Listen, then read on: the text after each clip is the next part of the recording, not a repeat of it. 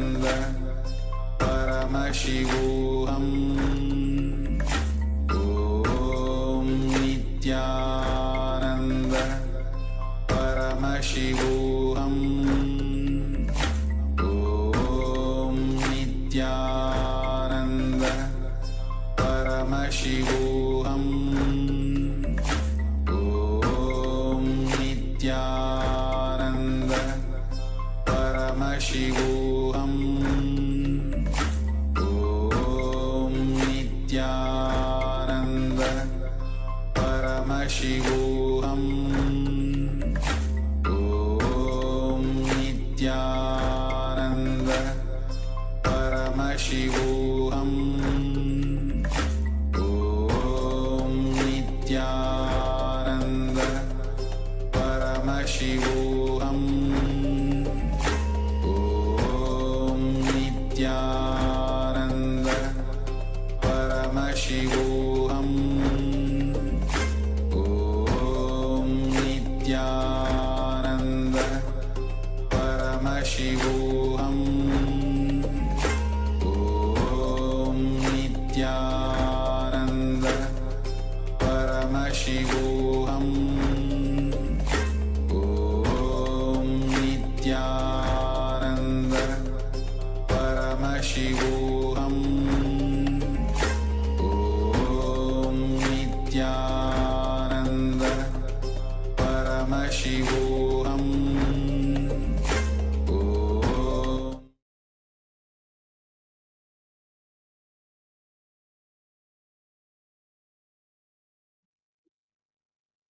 Yes. So you may all now relax.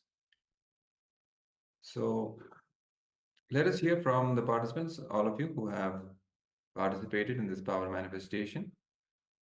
What all was revealed to you in your third eye? You can share. Of course, if it's not too personal. So please share in the chat window your experience of this power manifestation round.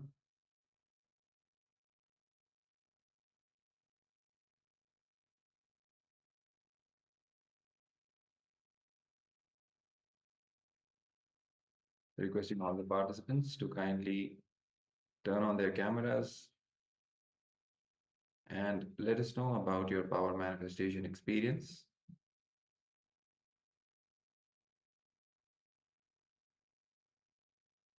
And if you also want to share on social media, you can go ahead and post your experience and share it with as many people as you can on your social media handles so that you can enrich them, Paramashiva, and be channels for them to experience Paramashivoham in their own lives.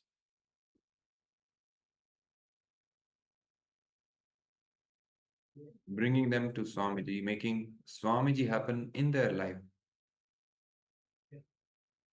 is the biggest enriching that you can do to them, which will enrich you as well in return.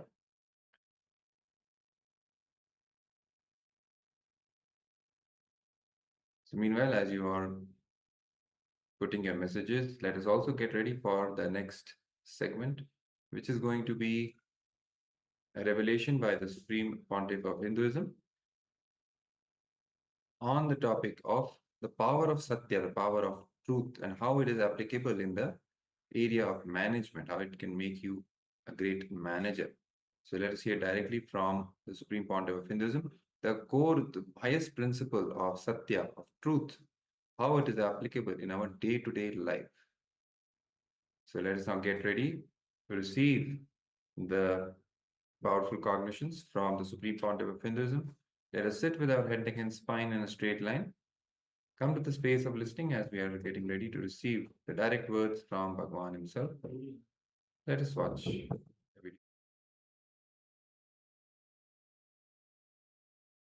Whatever you start telling, you start believing, and what belief you had about you already, if that is same, then you fall in tune. This becomes a spiritual practice. But what you are believing is different, and what you are saying now, if it is different, then there is a conflict between you and you. Whether to create conflict between you and you or create easiness between you and you is in your hands. Constantly, if you say something, you start believing, and the difficulty is, if your unconscious is already believing something else, you have difficulty between, war starts between your conscious and unconscious. One more thing, person who is established in truth will not have dreams. All dreams is a fight between your conscious and unconscious mind. Whenever the frequency of your consciousness rises, you will come out of your dreams. Conscious mind is waiting to overcome the dream state, and the dream state is waiting to overcome the conscious state. Your life is nothing but the struggle between these two. The moment your conscious mind rests, dream state takes over. And the moment your dream state is exhausted with the material, your conscious mind takes over. Understand? It's like if the dream state is exhausted, if it doesn't have any more material, no fuel, then conscious state takes over. If the conscious state has no fuel, dream state takes over. If both of them has no fuel, then deep sleep state, the sushupti, comes up. Your whole life is a fight between these three. Whoever is strong, whoever has got more samskaras, they rule you. That's all. If you are suffering without deep sleep, without sleep, means you are conscious and unconscious, means that your Jakrat and Swapna has got too much of samskara. They are not ready to relax. They are not ready to give space for your Sushupti. They say enough. No, we don't need Sushupti. We have enough fuel. We have enough of desires. We have enough of anxiety. We have enough of fear to create again and again more and more scenes in front of us. One more thing you need to understand. What you see during the waking state, this auditorium, me sitting in front of you, your friends, the chair on which you are sitting, everything is created out of the same stuff in which dreams are created. Understand? Let me repeat once more. Whatever you are seeing now, this auditorium, the person who is sitting in front of you, and the person who is sitting next to you, and the chair on which you are sitting, everything is created out of the same stuff. Same stuff out of which your dreams are created. Now you have difficulties. Now you have a lot of difficulties. Array, for this only I am working from morning till night. No, maybe this auditorium is created out of the same stuff, but not my house and my car. No. Whatever you are seeing, whether in dream or in waking state, is created out of same stuff. Understand?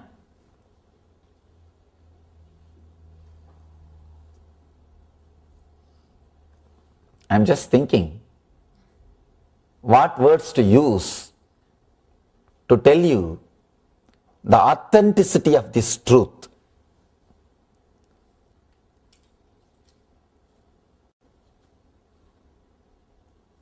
Because this one understanding will put you on Satya. Will just put you on Satya. The truth. One more thing. This one understanding will liberate you from all your anxiety, and you will become the best manager. If you know you are creating your wealth, if you know you are projecting and seeing things around you, you can create miracles. You can make miracles happen around you. See, it's like any slide which is kept in front of a projector light becomes reality. So if you want to change the scenes in the screen, going and scratching the screen will not work. Or trying to fight with the lights will not work. Just do a small correction on the slide. It is done. Your life is just like that. Projector light is your consciousness, and the slide is your samskaras, and the screen is the life which you are living. Now you are fighting with the screen or the light beams. You are trying to push the light beam. No, move. But you don't understand, you can't even grasp it. Fighting with the screen is not going to work. A small story. One guy fully drunk came back to house late night and fell on the way, but he doesn't want to create any sound, so he came very politely, silently, entered the house, covered himself with the blanket, but suddenly he realized blood is there all over his face, ran to the bathroom, tried to put bandage, tried to dress himself, put some medicine and bandage and everything. So came back, somehow managed to sleep. Next day morning, wife started shouting at him, "Fool, did you drink and come last night?" He said, "Drinking? Why?" He started acting, he doesn't know anything, he's innocent. No. How do you know? I drank and came. No, I came a little late because there was too much work in the office. She said, "No, I can be sure you are drunk. You were drunk." He asked, how do you know? How can you be sure? Because you put the bandage on the mirror, not on your face. Seeing the mirror, he put all the bandage on the mirror. Understand, you working with the outer world is nothing but putting the bandage on the mirror. That is not going to heal you. That is no way going to help you. No. You may have an idea that you have put some bandage, you have put some medicine. You may try to sleep with the idea that you will be okay by tomorrow morning. No. Working with the beam, light beams is not going to help. Fighting with the screen is not going to help.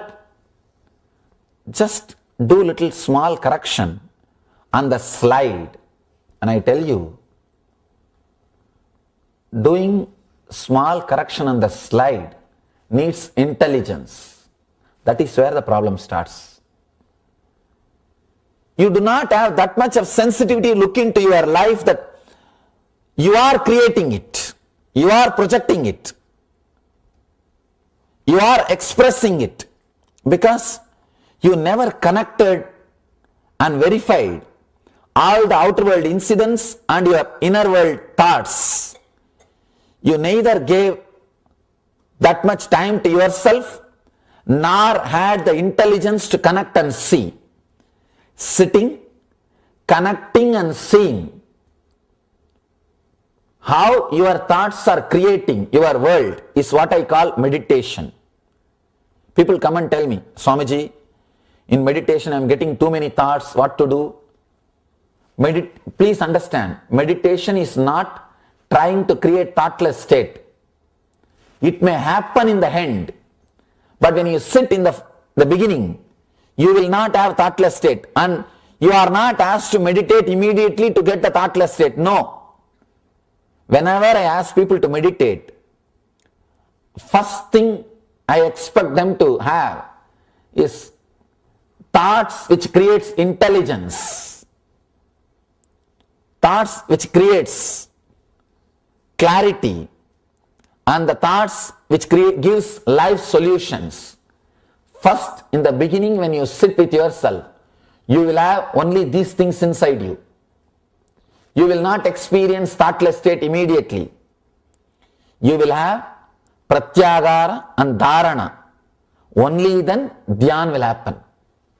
In the beginning when you sit, all your problems will come up and you will start having life solutions. All the thoughts about solving your problems, you will have that clarity. So I tell people, even if thoughts are not disappearing, don't stop sitting. Because first time when you sit with yourself, it's like appointment with yourself. All the things which needs to settled, all the things which needs clarification, all those things will be happening inside you. You will be falling in tune with Satya. You will be falling in tune with the truth itself. Here, teachings to measure some idea or some truth is Satya or not. Understand? He is not teaching you to speak truth. Because if you position yourself in Satya, if you are established in Satya, speaking truth will be an automatic thing. It will become a natural thing for you. If you are practicing just verbal Satya, please understand, that is not the ultimate Satya. If you are practicing only verbal Satya, any time you may escape from it. You may move away from it. Even the so-called Dharmaraja, who is considered to be a great Satyavan, means the Satya, established, great speaker of truth, has lied. A small story in Mahabharata, such a wonderful story. Mahabharata and Ramayana, the great epics of India, still world's longest poems. Mahabharata and Ramayana remains as world's longest poem still. Beautiful story in Mahabharata. To kill Dronacharya, you have to depress him mentally. Unless you depress him mentally, you can't reduce his power. If you put somebody in depression, they will have shoulder pain and they will not be able to handle their hands powerfully and they can be defeated. As long as Drona's hands are powerful, he can't be defeated because his power in handling the bow and arrow is so powerful. You need to put him in depression. Only then he can be conquered. Dronacharya is the teacher of Kauravas and Pandavas. Now, Krishna wants Drona to be put in depression. Otherwise, he can't be killed. He can't be conquered. He can't be conquered directly. Physically, his power is extraordinary because he is a teacher. Naturally, no student can cross a teacher. The only way to put Drona into depression is telling that his son has died because he is too attached with his son. That's the only samskara in him which can put him in depression. He is unclutched, detached from everything else. Putra soga can put him in depression. Means the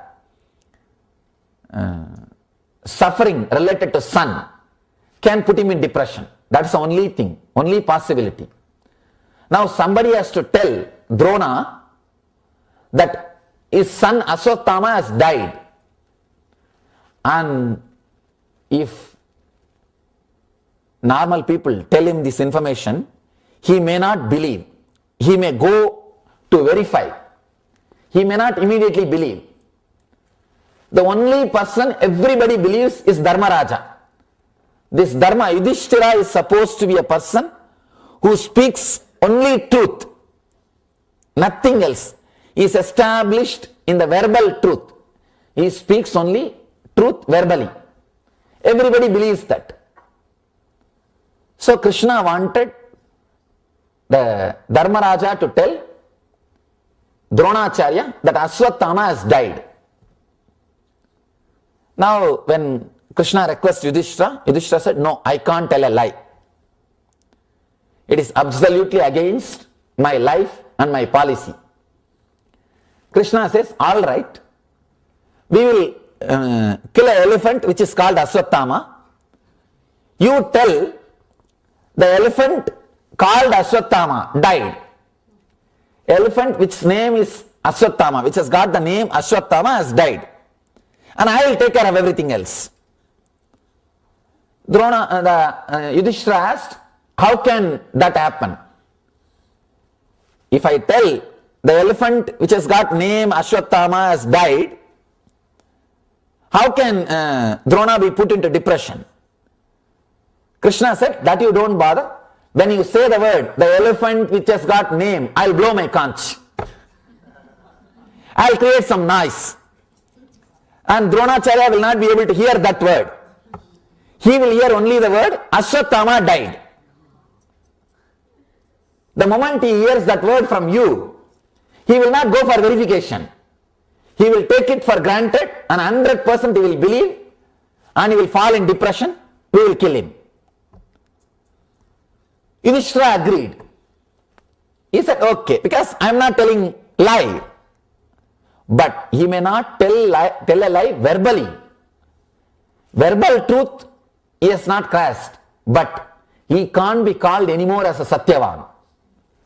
The moment he told this word, Ashwatthama Ada Kunjanaha, the elephant which has got the name Ashwatthama has died.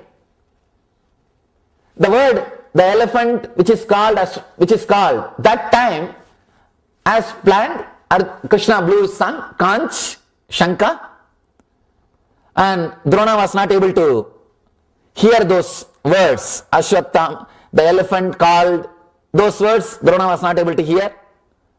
And Drona heard only these two words, Ashwatthama died. And as they planned, Drona literally believed and fell into depression and immediately lost the power of the shoulder power.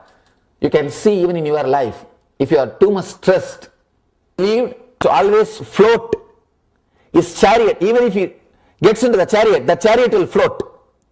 The moment he said, Ashwatthama, the elephant called Ashwatthama died, and Drona fell into depression, and Drona was killed.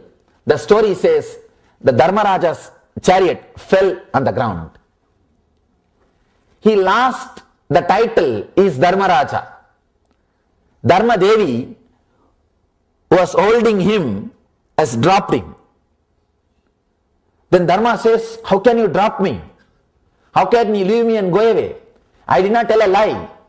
Dharma Devi says, no. You might be established in verbal satya, but you are not established in the truth itself. By knowing you did something which is against the truth, you know, see, you may tell satya, but you should ensure the person also understands as satya. You can't tell some word which will not give that same meaning, or like this cunning techniques. Even if you do that, you are not Dharmaraja anymore. And the story says, from that day, Dharmaraja's chariot was on the ground. He walked on the ground. See, it's actually, when you are really established in Dharma, you live so gracefully, you float. When the story says he did not walk on the ground, I don't think he was flying. It's a metaphysical explanation that he was never touched by these worldly things. He lived in a different space where he did not have all the problems. See, now you do not have the problems which the Indian people are facing in India. There are so many things Indians are facing. Your problems are totally different. It's not that you don't have a problem, your problems are different. Their problems are different. Same way, Dharmaraja was never touched by problems of this earth. He had problems only different level. That is what they mean by the word he was always floating. He lived gracefully till he did this act. Understand? Truth does not mean just speaking truth by words. Establishing yourself on truth. Satya Pratishta. Patanjali says, if you are established in truth, you achieve the results of the action without doing the action for yourself and for others. It looks like a too big promise. Too big promise. Too good to be true. Let us analyze how it is possible with the words of Mahavira. Then we will understand what Patanjali promises is true. Not just too good to be true. Mahavir says, Nichakala Panametam Musavaya Vivajjanam Vasiyavam Hiyam Satcham Nicha Uttena Dukkaram Nichakala Panam Mattenam Musavaya Vivajjanam Pasis Yavam Hiyam Satcham Nicha A Uttena Dukkaram.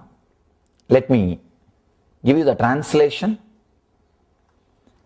Being continuously alert, one should renounce asatya and speak only truthful, honest words.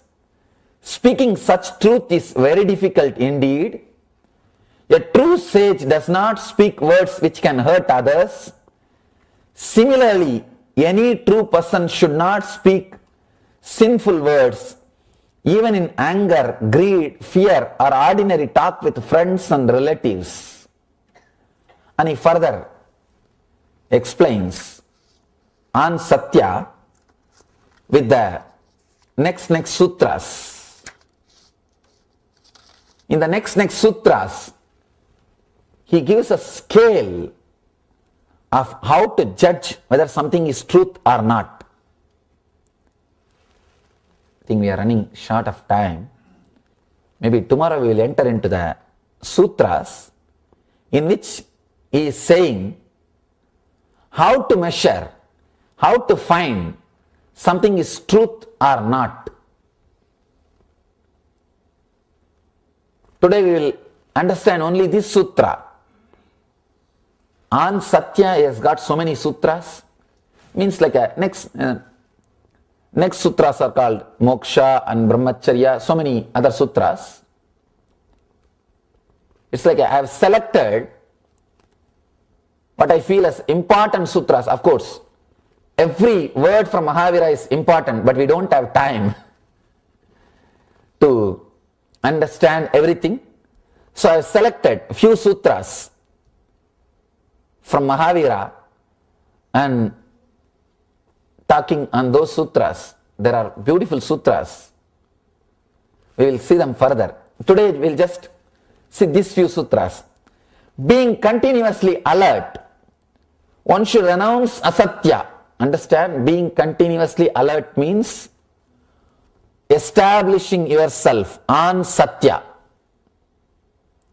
Establishing yourself on satya. Being aware. One more thing. If you decide just to speak the truth verbally, you may do the mistake of Dharmaraja, Yudhishthira. You may do that mistake. If you are established on Satya, you will never do that kind of a mistake. See, if you analyze this Dharmaraja's incident, that itself shows there was a hidden greed for kingdom. That is why he has to compromise. Gandhiji, Mahatma Gandhi says beautifully, as long as I did not start practicing spirituality, my satya, my truthfulness was not perfect. I was not able to achieve perfection in my truthfulness till I started practicing spirituality. So many people come and tell me, Swamiji, I am not a spiritual guy. I don't believe in spirituality. But I live an honest life, moral life. I do good things for others. I speak truth and live a good life. Is not enough? I tell them no. Because what you are saying is a lie. If you do not have a spiritual base, spiritual seeking, you will never be moral. Be very clear. You may think you are moral. You may think you are living a good life. No. You will not even be able to scan and find out whether you are playing cunning games or not with others. Unless you are that intense. Here, that's what Mahavir says, being constantly alert. When Gandhiji says, till I started my spiritual practices, I never realized I am not perfect in my practice of Satya. Only after practicing spirituality, after my spiritual sadhanas, I am able to perfect myself in the practice of Satya also. Practice of Satya needs continuously being alert. Nichakala pamathenam. It's a beautiful word because it's not Sanskrit. I'll tell the English translation. Being continuously alert, one should renounce asatya and speak only truthful, honest words. Understand? Not just truthful, honest. Dharmaraja was truthful but not honest. He is truthful but not honest. He said truth but he was not honest. That is why his chariot fell on the ground. He was dropped on the ground. Truthful, honest words. Honesty means you should be established on dharma. You should be established on truth.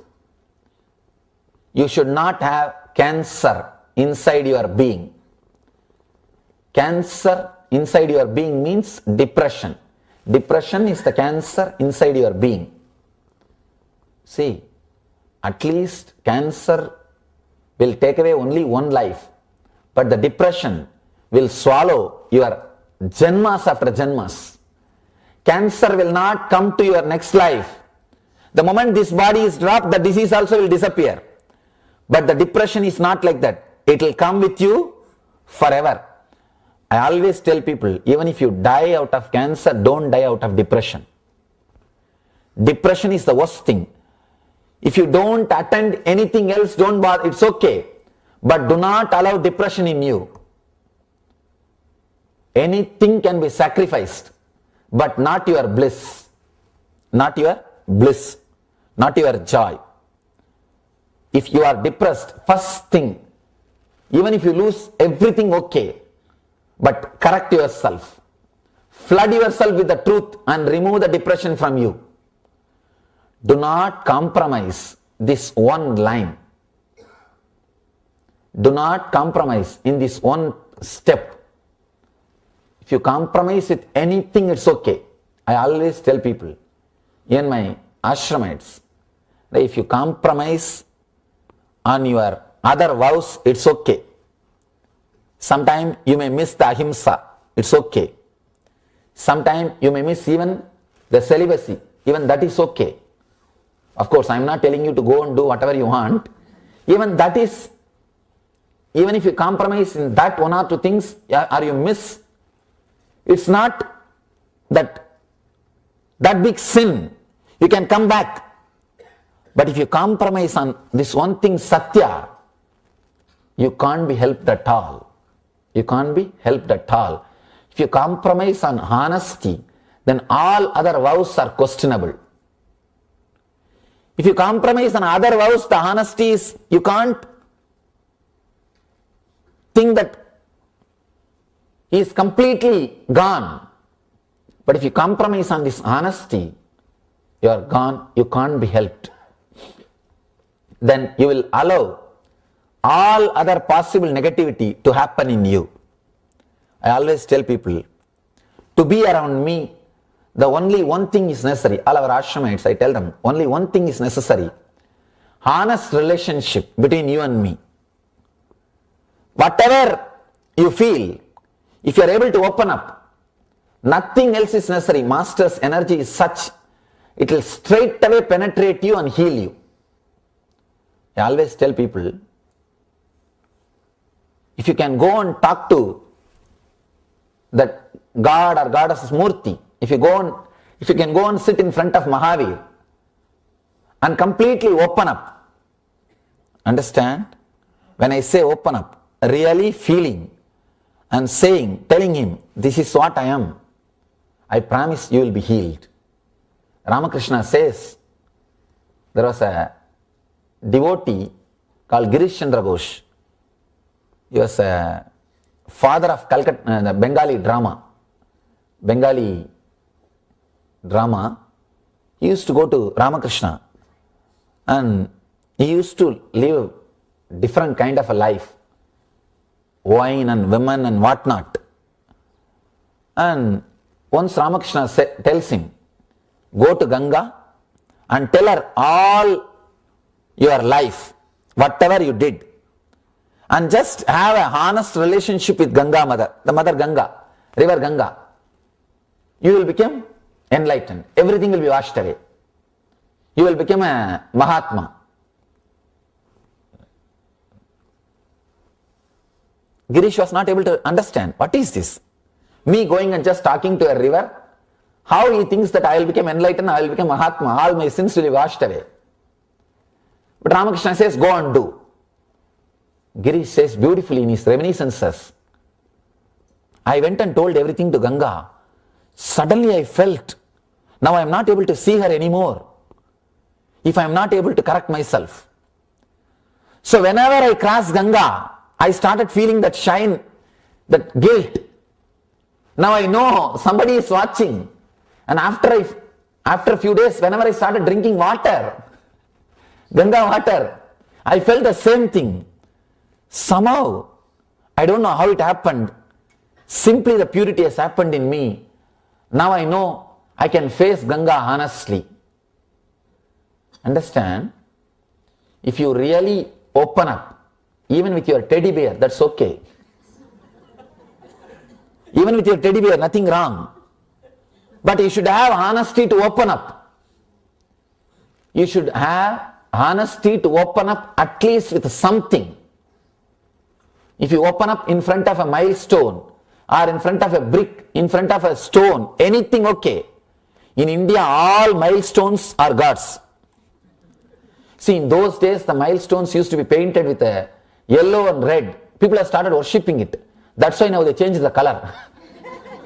No, really. In India, anything you get, they will start worshipping. And that is true. You see, the culture which has dedicated itself for worship. Opening up and feeling connected. If you feel connected even with your teddy bear, there is a possibility.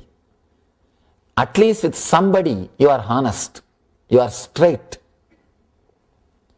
When you feel connected to the great masters like Mahavira, when you sit in front of their murtis and feel connected and open up and maintain the honesty with them, suddenly you will see they are working on you. Their presence is working on you. Allowing the masters to work on you is the best way for enlightenment. Here, Mahavir is saying, honest, being honest and speaking only the truth And he is again telling, speaking such truth is very difficult indeed. It really needs intense awareness. You need to be alert. You need to be aware. One more thing. Unless you raise your very frequency in which you are staying, unless you raise the very consciousness in which you are staying, you can't be truthful. You can't be truthful. Because if you are living in the same mood, you will forget even many times that you are telling a lie. Only after telling a lie you will realize you are telling a lie, because you are habituated to tell lies. Even a simple thing for no reason, the moment you open your mouth, nothing but lies will come. Just try to record one day whatever you speak. Tell somebody else to record without your awareness. And next day sit and edit and tick and see how many lies you told. You will be shocked. There is no word which is truth. There is no word for no reason. You are habituated. Even small things you plan how to present to get maximum out of this situation. You do not tell what exactly happened. No. There is an automatic sensor system inside you. People ask me, the other day one professor asked me, university professor, Swamiji, every day you are talking hours together somewhere or other in the world. If you see the website, there won't be a single day gap. Somewhere or other, I am constantly talking. And he asked me, I don't see you use any hints. Here only sutra is there, no hints actually. Only the sutra and translation is there. He told me, Swamiji, I have to speak 1 hour means I need to prepare 3 hours.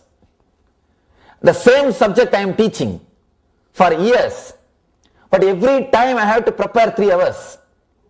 And I know for sure you don't have time to prepare. Every day you are speaking. How you are speaking, Swamiji? And he told me another one thing. The moment I finish my lecture, 2 things happens to me. 1, tired. Second thing, repenting that I forgot this point. I should have presented in that way. Guilt. Tiredness and guilt is always the result after my lecture. And not only for him, it is for all speakers. Any public speaker, in the end, he will repent. I should have done this, I should have done that. And he will be tired. Not only the speaker, audience also. Usually. And he asked me, how you are speaking for hours together, Swamiji? Only one truth, I don't have a sensor system inside. There is no automatic sensor system. That is why I don't feel tired. One more thing, you have a sensor system because you are afraid that you may tell whatever you are thinking. And you have to prepare notes and prepare and carry notes because you are not supposed to speak what you are thinking. You are supposed to speak only what you are supposed to speak. Understand? That is why you carry notes. You are carrying notes means you are not supposed to speak what is going on here. You are supposed to edit and present. If you edit and present, you will become tired. Because such a big process happening inside you, first words will come, you have to edit them and see the hints and connect with them, then speak. So naturally, 3-4 process is happening inside. You will become tired in 1 or 2 hours. And the person who is hearing also will become tired. But in my case, I don't have editing system. I just speak. Because what I am speaking has become part of me. It is become part of my blood. It has become part of my inner software. It has become part of my system. That is the reason I can continue. Not only I don't become tired, people who listen, they also don't become tired. They suddenly realize, oh God, so many hours passed. What happened?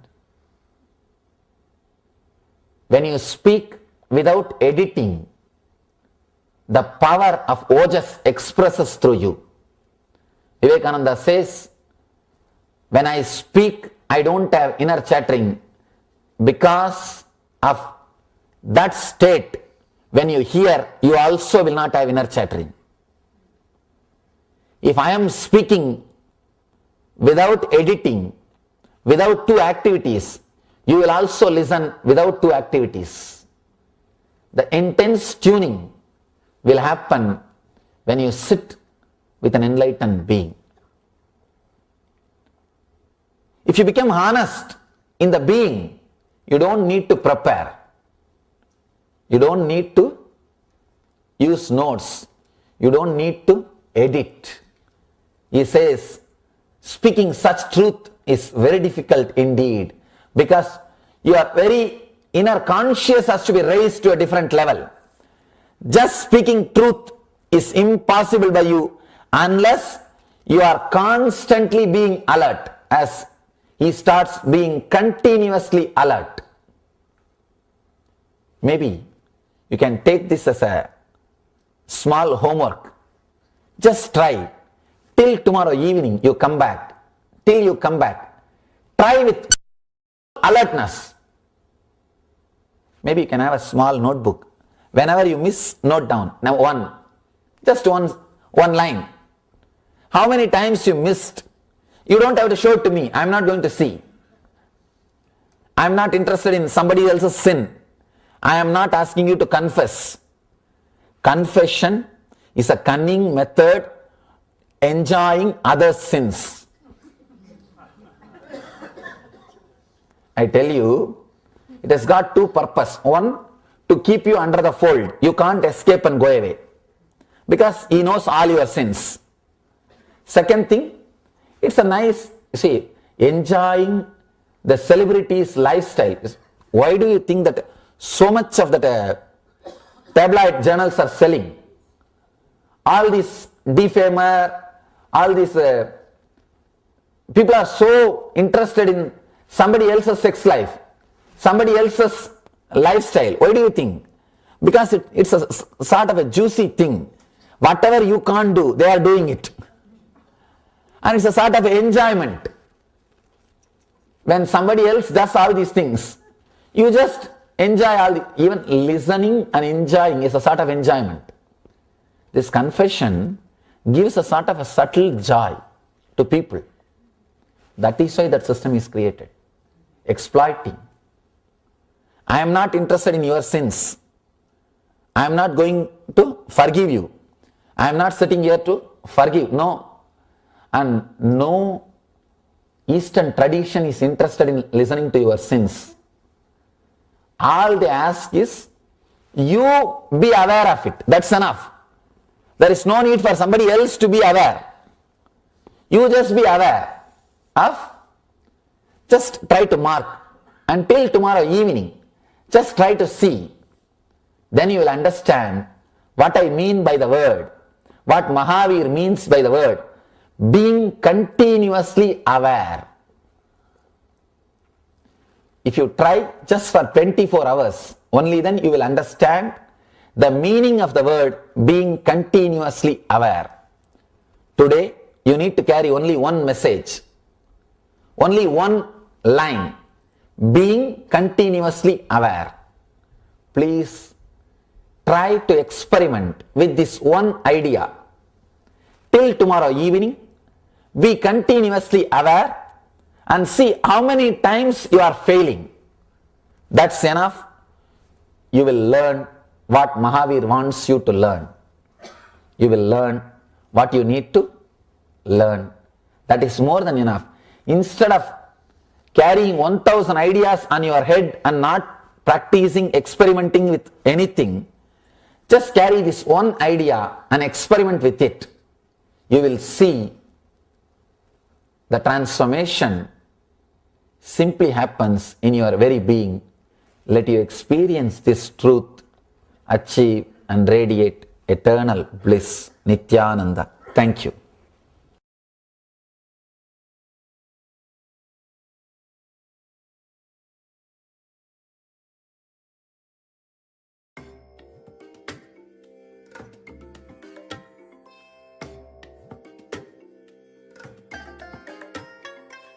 I bless you all. Let you all open all your three eyes and manifest the powers of Mahasudashiva. Om Nithyananda Paramashivoham. Om Nithyananda Paramashivoham. Om Nithyananda Paramashivoham. Om Nithyananda Paramashivoham. Om Nithyananda Paramashivoham. Om Nithyananda Paramashivoham.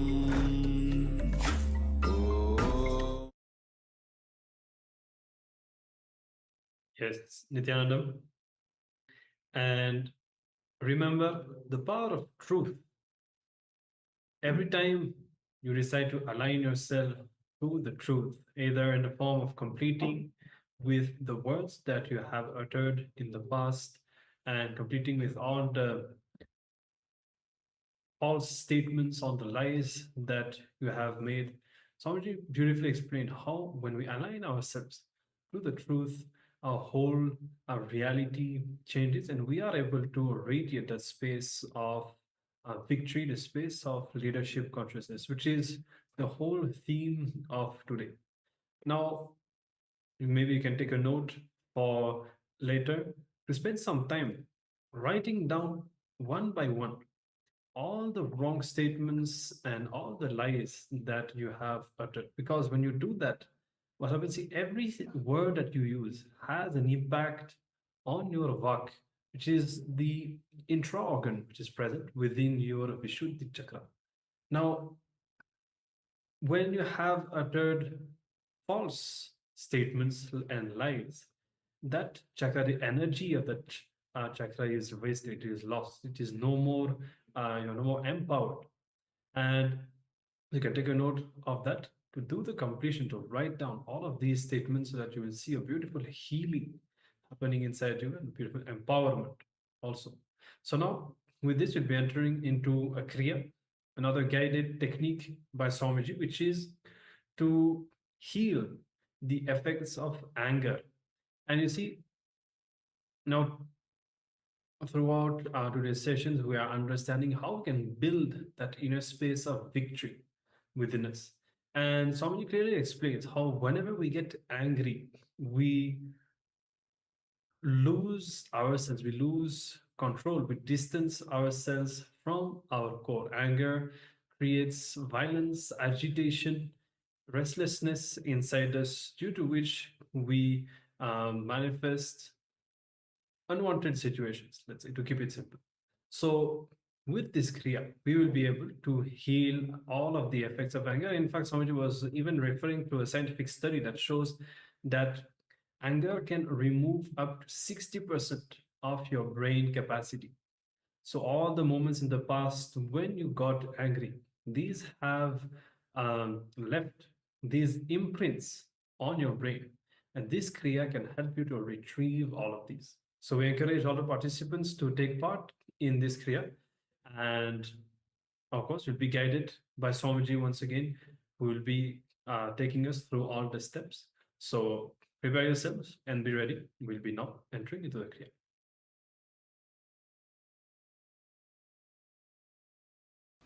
Today's Kriya, cure for anger. This is again given to Durvasa by Shiva. First, Egapadasana, the first step. Let me give you the instruction. This is from Yogasanam verse 5.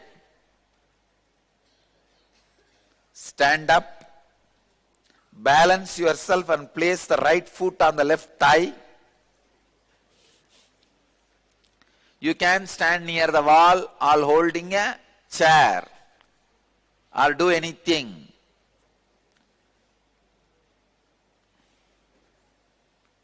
Touch the knees with respective hands. Right knee with right hand and left knee with the left hand. Try to.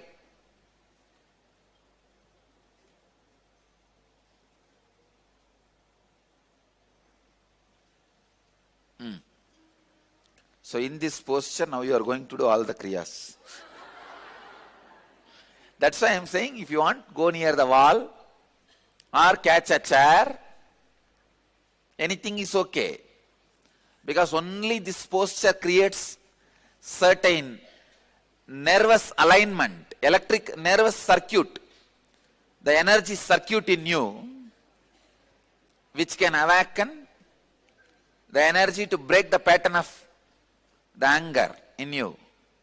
Now you will be so angry with yourself, you will not angry on anybody else.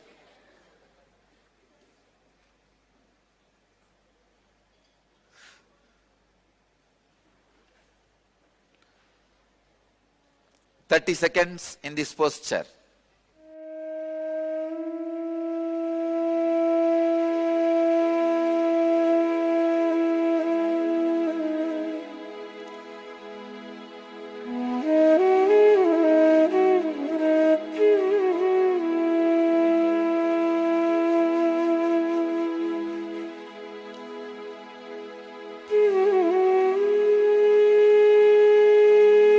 You can stand near the wall or holding a chair or do anything.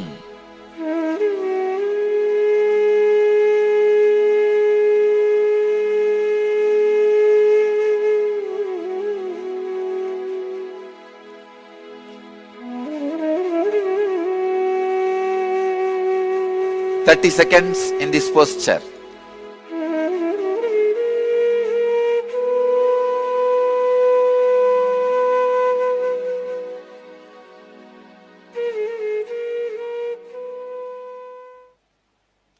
In this posture, do the Uddiyana Bandha. Uddiyana Bandha means contract the bowels above and below the navel so that the abdominal organs touch the back. Do the Uddiyana Bandha 21 times. You can hold your hips. You can actually lean on the wall also, no problem. You can actually balance yourself on the wall, nothing wrong. But only in this posture that energy circuit happens. Do the Uddiyana Bandha 21 times.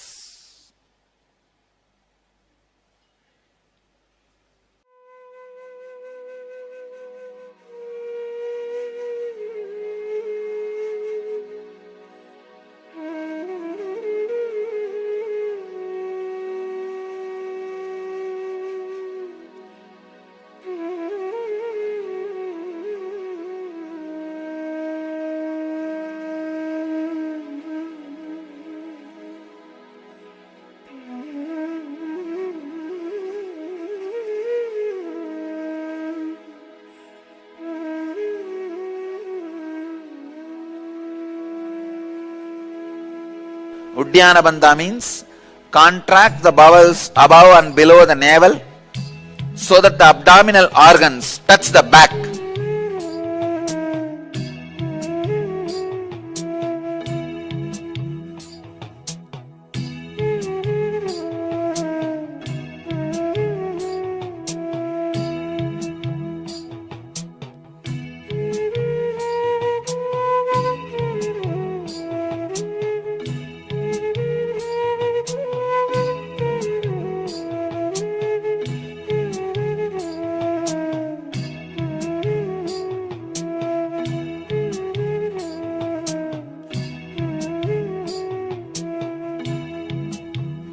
You can hold your hips. You can actually lean on the wall also, no problem. You can actually balance yourself on the wall, nothing wrong. But only in this posture that energy circuit happens.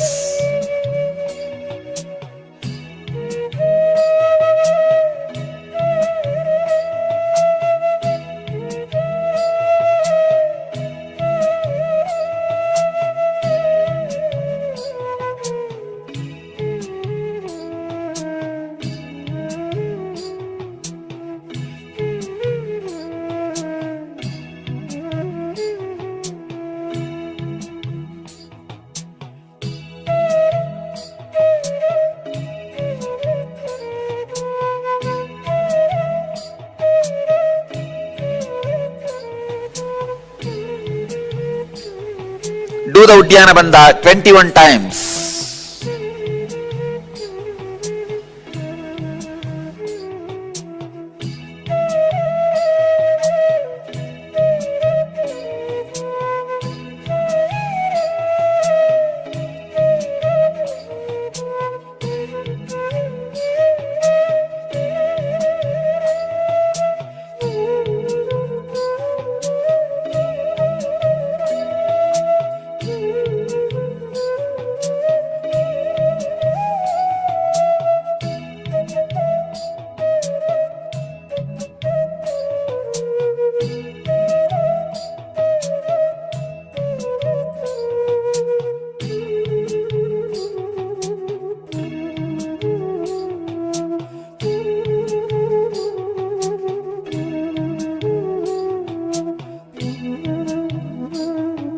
You can hold your hips.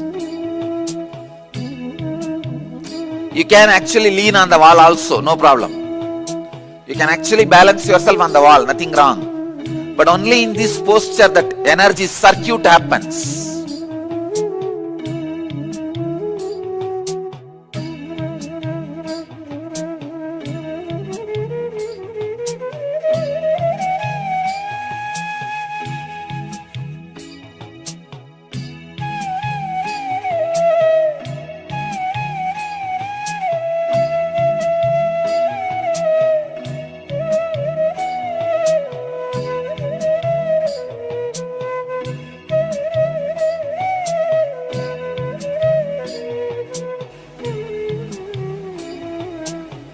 Do the Uddiyana Bandha 21 times.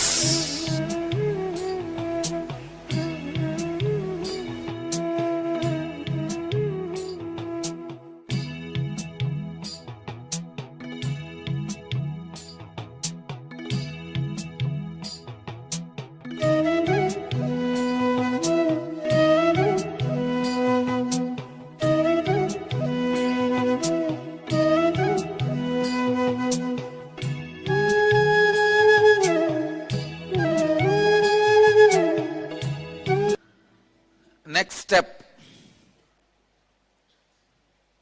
Jalandhara Bandha. Now you can change the legs if you want. After changing the legs, Jalandhara Bandha, put your chin on the chest. Hold the breath as long as you can, judiciously. Do this 21 times.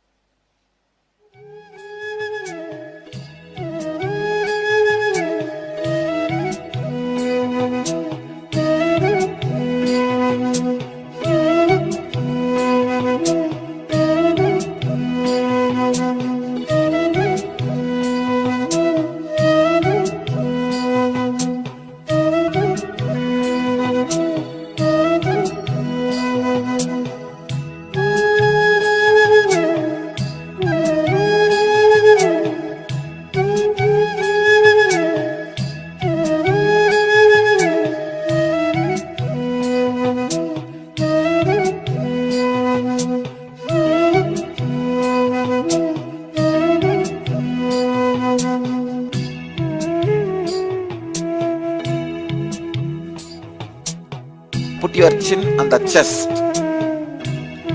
Hold the breath as long as you can, judiciously.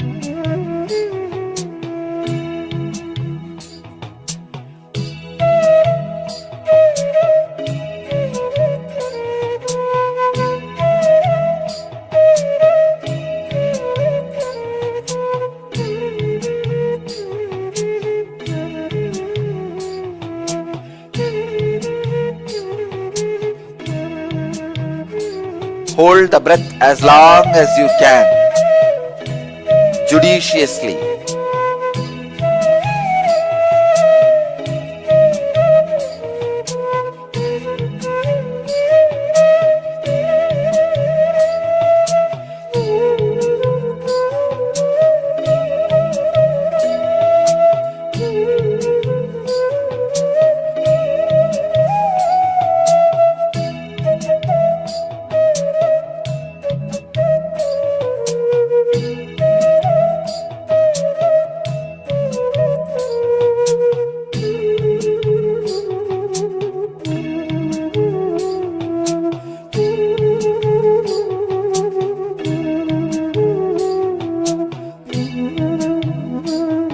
Do this 21 times.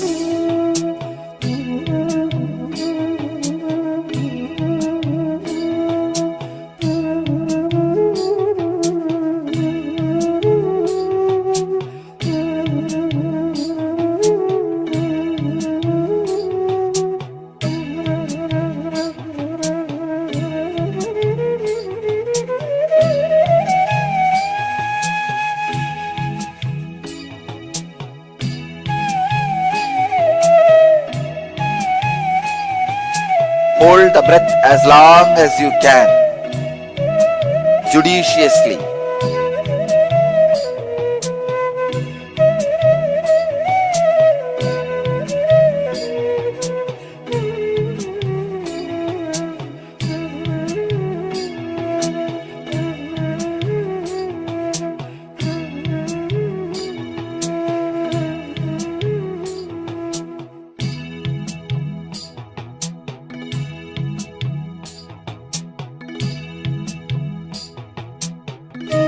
Do this 21 times.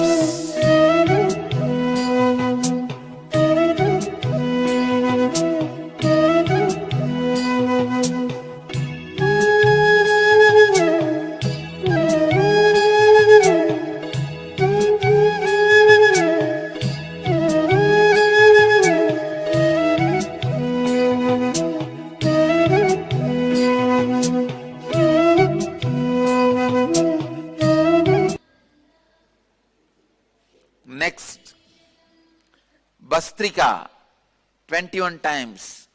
Bastrika, let me give the instruction. Inhale like the bellows of the ironsmith and fill your stomach and blow the air out through both nostrils quickly with bellowing sound. Do this 21 times.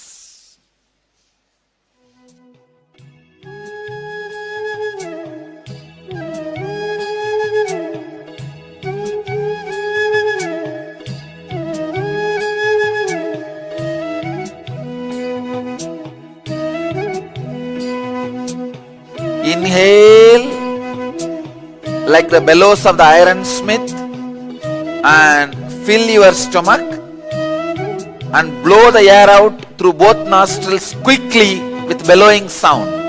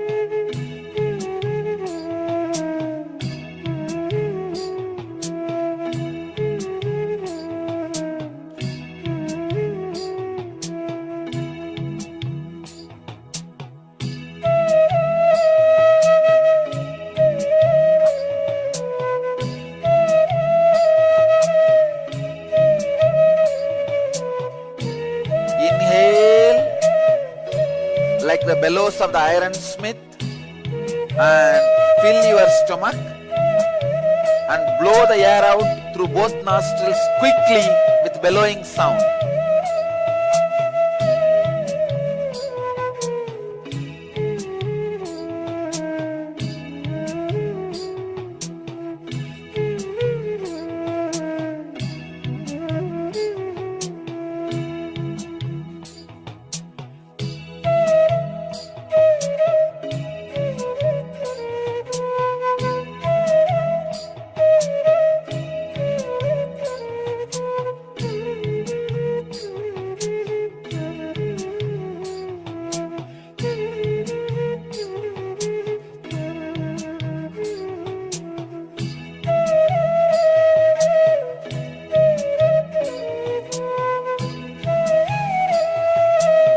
Do this 21 times.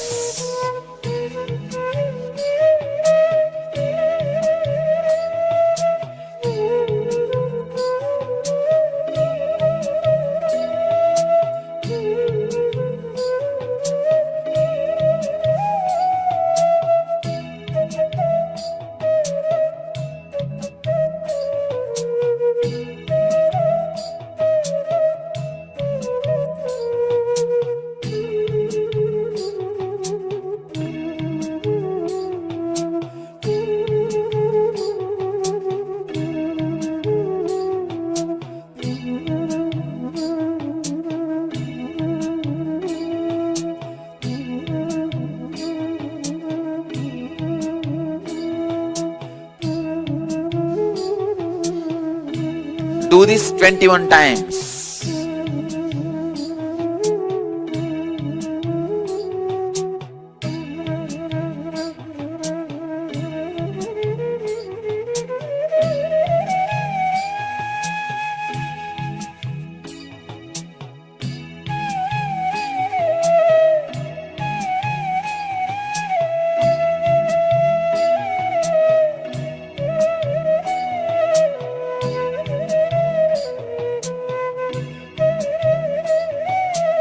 Inhale like the bellows of the ironsmith and fill your stomach and blow the air out through both nostrils quickly with bellowing sound.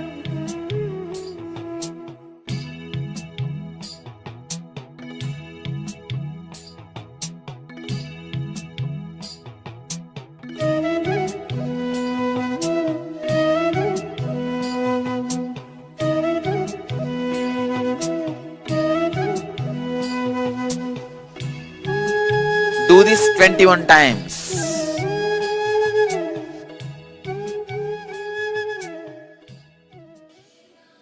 Next step, Shitkari Pranayama. Shitkari means press the lower teeth and upper teeth and open the lips comfortably. Suck the air through the gaps in between the teeth. Be aware of the sound produced. After inhaling, close the mouth and exhale through the nose. Start. Do this 21 times.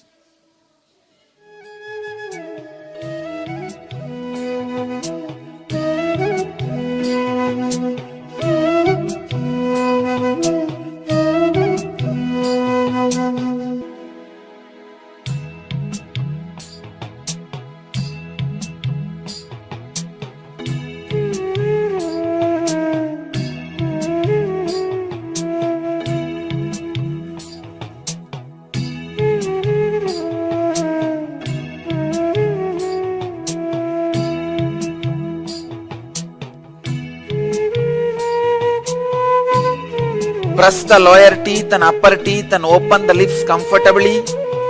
Suck the air through the gaps in between the teeth. Be aware of the sound produced. After inhaling, close the mouth and exhale through the nose.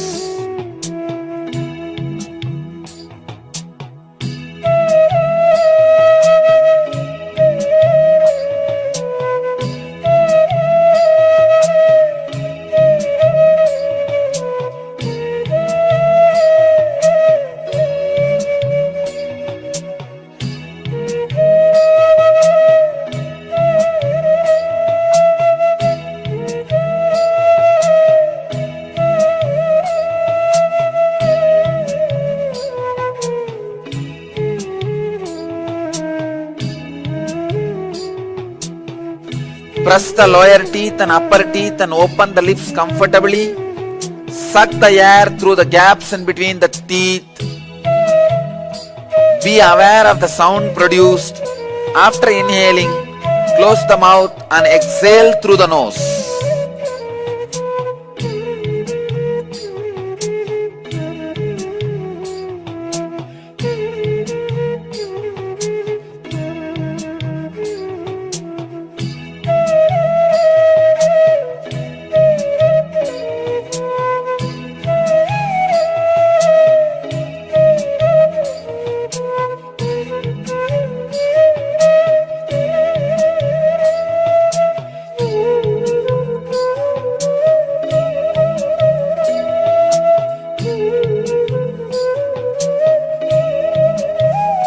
Press the lower teeth and upper teeth and open the lips comfortably.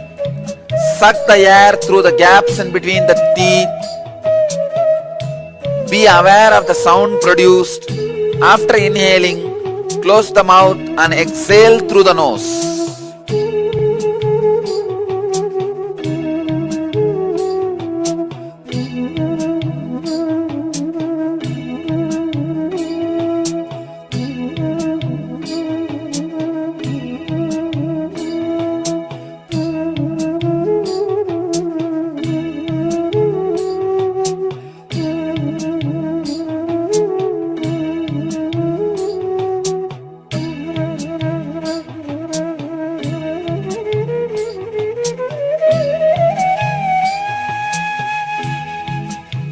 Press the lower teeth and upper teeth and open the lips comfortably.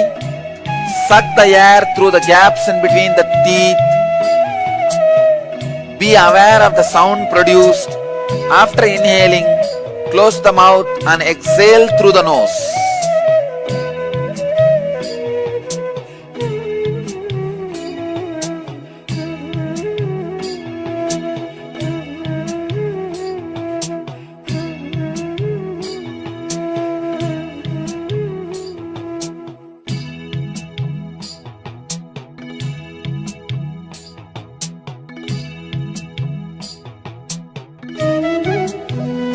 Do this 21 times.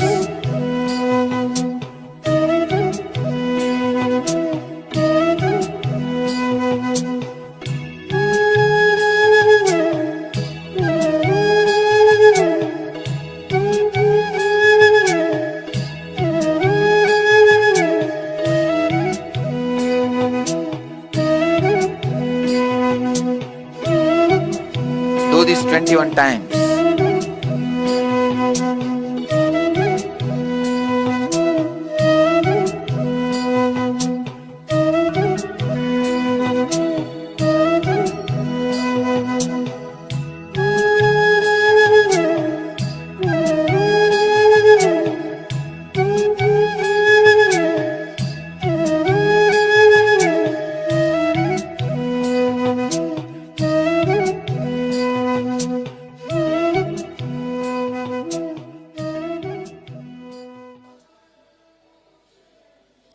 Next,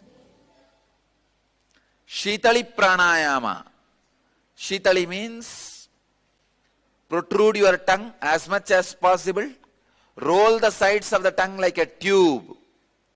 Now inhale through the tube formed by the tongue. And for a moment hold the breath. Exhale through both nostrils. Do this 21 times.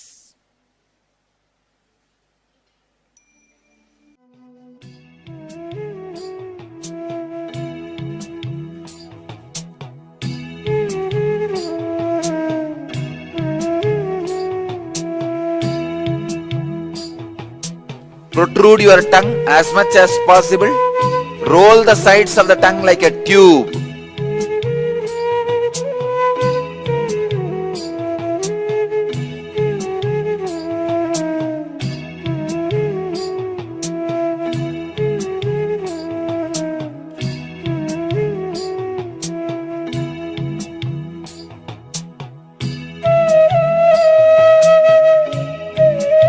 Now inhale through the tube formed by the tongue.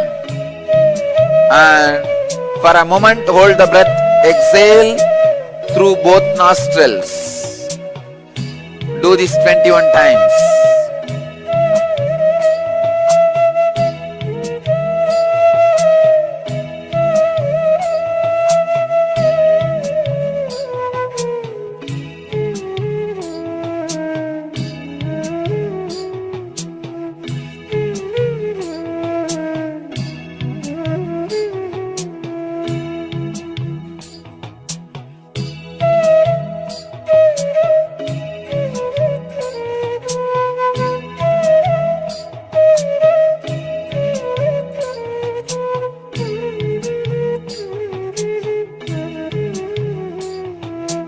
Now inhale through the tube formed by the tongue, and for a moment hold the breath.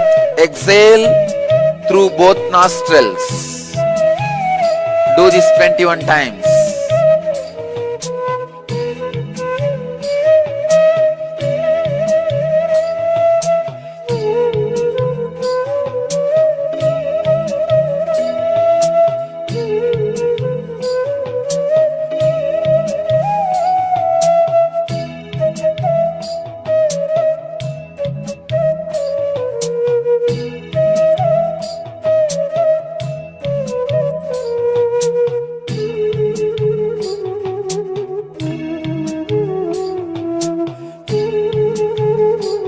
Now inhale through the tube formed by the tongue, and for a moment hold the breath. Exhale through both nostrils. Do this 21 times.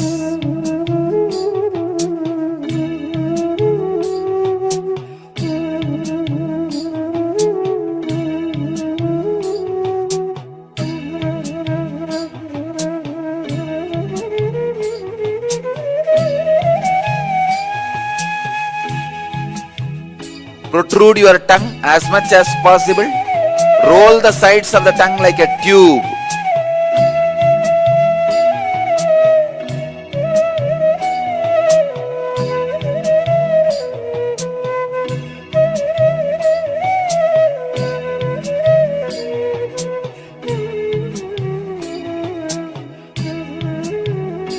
Now inhale through the tube formed by the tongue, and for a moment hold the breath. Exhale through both nostrils.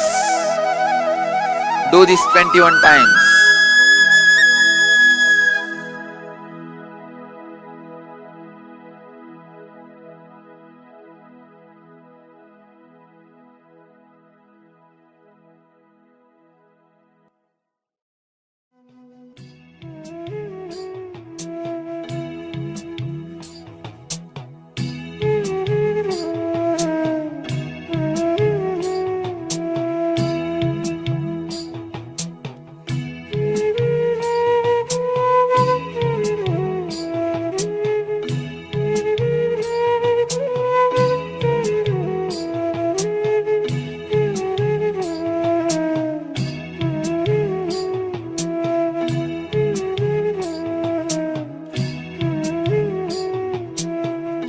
Now inhale through the tube formed by the tongue, and for a moment hold the breath. Exhale through both nostrils. Do this 21 times.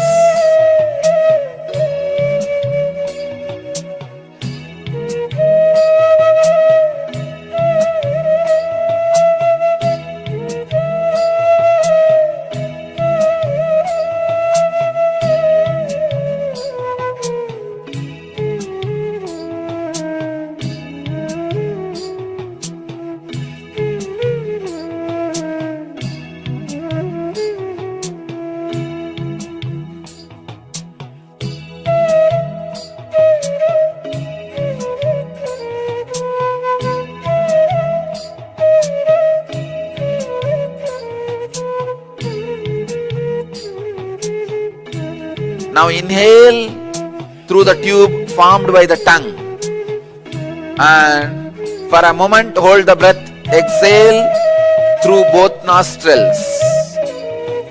Do this 21 times.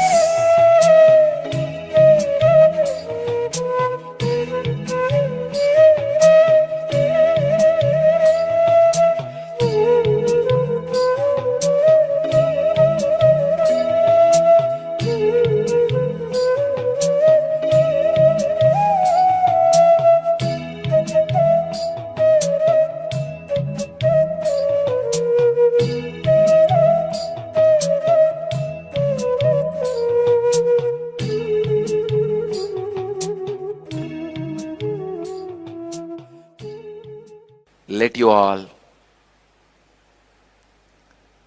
go beyond the pattern of the anger. Let you all achieve, experience, live, express, radiate, and share the eternal bliss. Nithyananda. Thank you.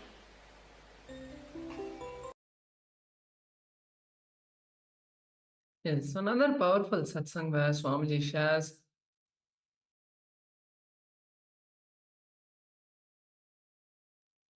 where Swamiji shared about the powerful kriya of going beyond anger.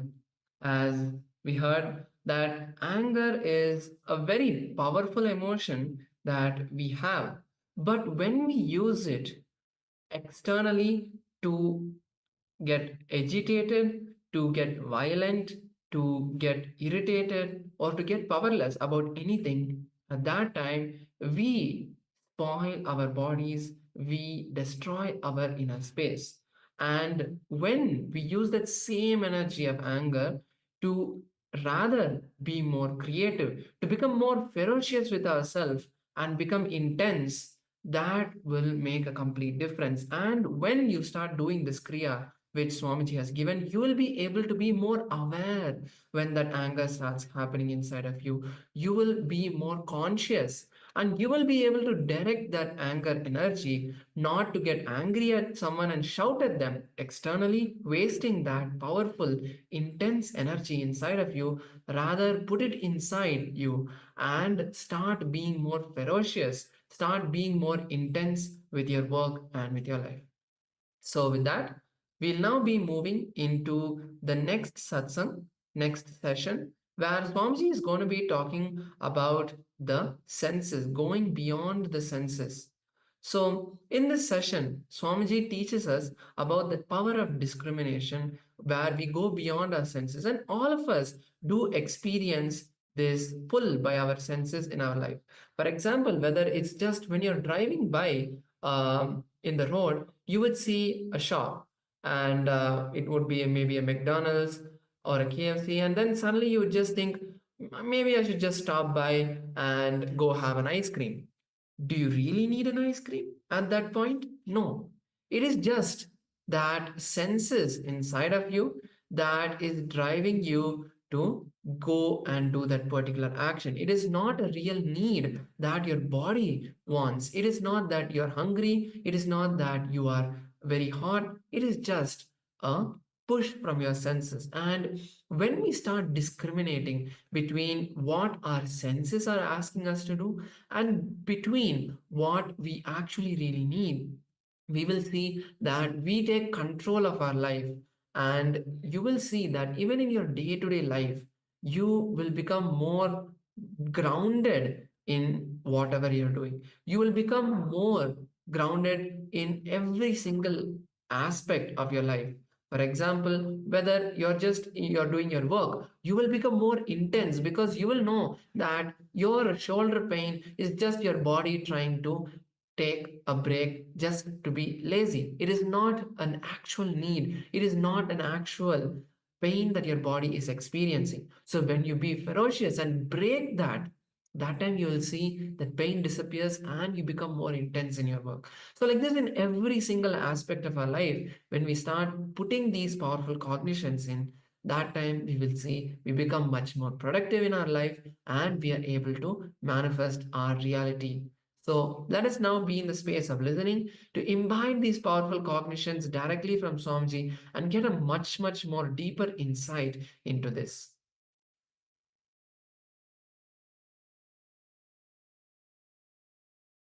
Today, power of discrimination. Viveka.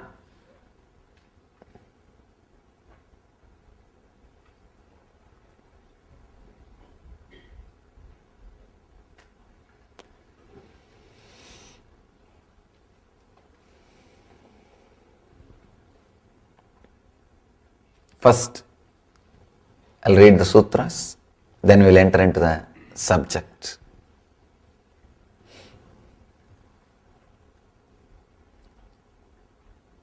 Satte ruve yam gante Yarrase pase dahevaya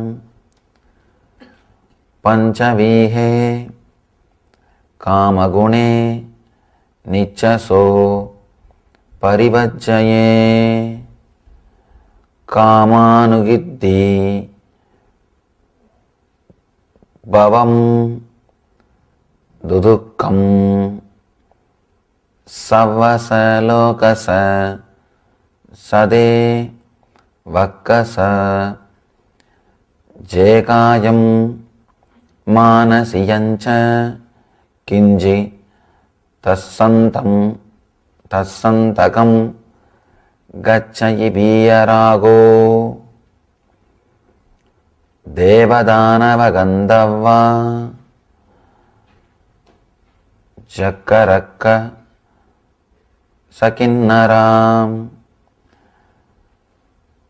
bambayari namassandhi dukkaram jekarentitam esadamme duveniche sasaye jinadesiye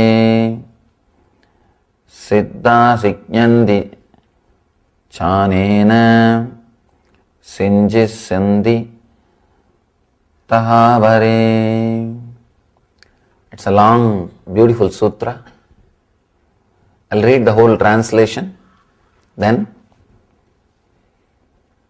enter into those ideas, those truths. A sage should go beyond five senses of touch, smell, sight, taste, and hearing. Understand? He is not saying you should control it or suppress it. No. You are expected only to go beyond. In all the worlds, including the celestial regions, the attachment to the sense pleasures is the root cause of physical as well as mental suffering. A seeker who goes beyond these five senses goes beyond mental as well as physical sufferings. A person who follows such a strict brahmacharya goes beyond mental and physical sufferings. All beings, including the devas, gandharvas, rakshas, danav, yaksha, salute such a being. Such brahmacharya is eternal and ultimate and never ending. By this, several have become siddhas in the past, are becoming siddhas now, and continue to become siddhas in the future. Beautiful.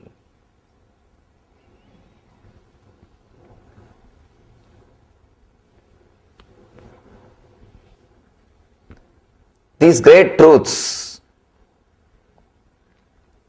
should not be analyzed intellectually before you start practicing. That is the main thing. If you analyze these words intellectually before starting the practice, you will think, what is going on? What Mahavir is telling? He is telling us to become Swamis. He is telling us to give up the life. And you will naturally give up Mahavira, not life. Understand, only when you try to put these few words in practice, you will realize he is not telling you to give up life. He is telling you to give up the negativities or blockages which you carry in the life. Here he says, go beyond five senses. He is not telling, suppress your five senses. No. Other day, we were having conversation. Somebody asked me, Swamiji, you don't feel your body? I said, no. Who said? I don't feel I am body. I feel I am body also. There is a big difference saying that I am not body, I am not mind. People who try to say that I am not body, I am not mind, no. Be very clear. You can constantly repeat and try to believe, but you will never have that as experience. You can imitate any body language, anything of Mahavira, you will only grow. There is no such thing that you will come down or you will fall down. Saying or thinking constantly I am not the body is not the right technique, a right method. Actually, when you have experience, you will go beyond body. You will not have idea, I am not the body. What life and intensity and energy you feel inside your body, inside your skin. See, now all of you feel life, that you are living inside your skin. The same thing you will feel with the whole cosmos, with the whole existence. That is what I call going beyond the body, going beyond the senses. Understand this simple one or two techniques that may give you the real liberation.